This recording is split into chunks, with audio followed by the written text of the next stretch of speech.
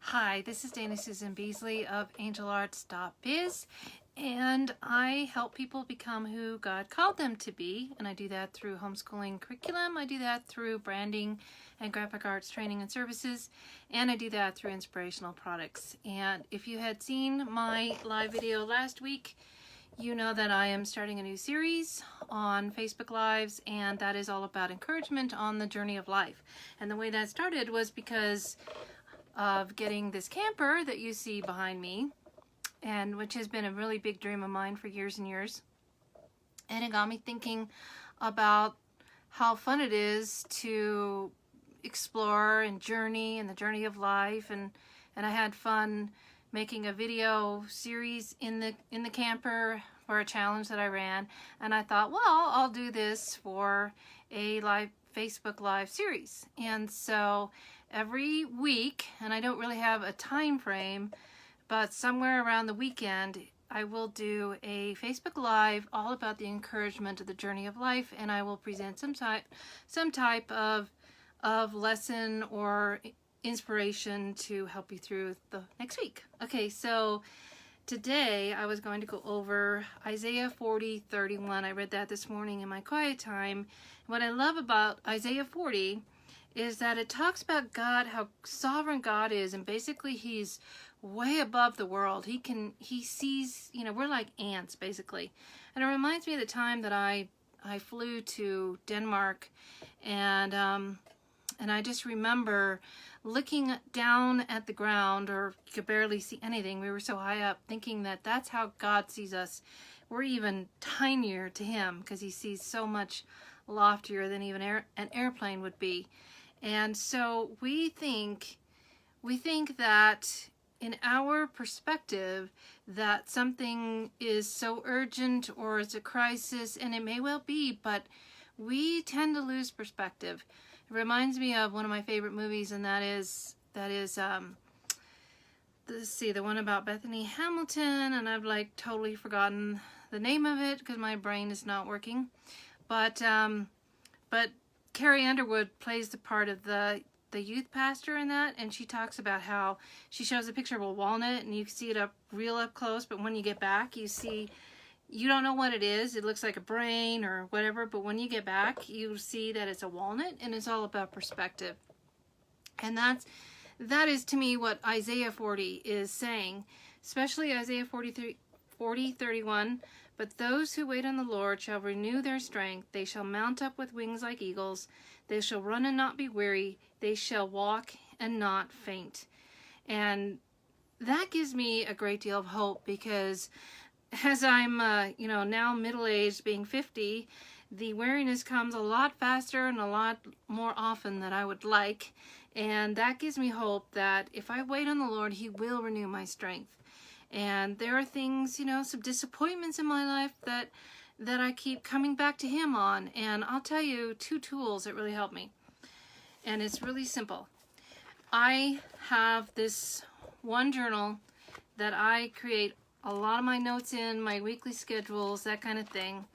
And then I have a shorter journal that I keep in my purse and take around with me. And that like has my daily things and daily logs. And these, I have created a fancier planner that someday I would like to market, but right now for me, this works great. And this is a great tool for me to wait on God. Like this morning, I was thinking about an issue and a challenge that I have and what to do next. And I just kind of took a moment and I asked God what he wanted me to do. And then I wrote down a whole page of ideas. And so I can go back to that, and it can give me motivation and hope. And so that's just one practical way to wait on the Lord. And just taking that moment to get perspective and say, okay, this may seem big, but to God, it's not. He's sovereign. He knows what's going on. He's in control. And asking him, well, what do you want me to do, Lord? And he will renew your strength. And I've seen that time and time again. I love, in the verse right before, Isaiah 40:30, even the youth shall faint and be weary, and the young men shall utterly fall.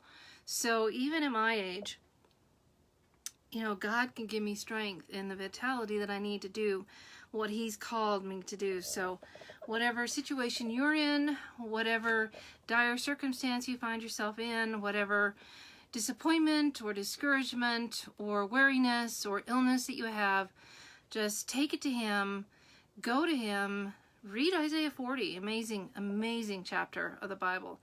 In fact, the whole chapter of Isaiah is incredible, the whole book of Isaiah. So just wait on Him and He will renew your strength. So, and you know, that's just a little bit of encouragement on the journey, because sometimes life is messy and we don't have it all so neat and pretty. And I kind of, if you see in the background, you see the bed that's all unmade. And the thing is that Sam, my son, slept in here last night, and he was the first one to actually sleep in the camper yet.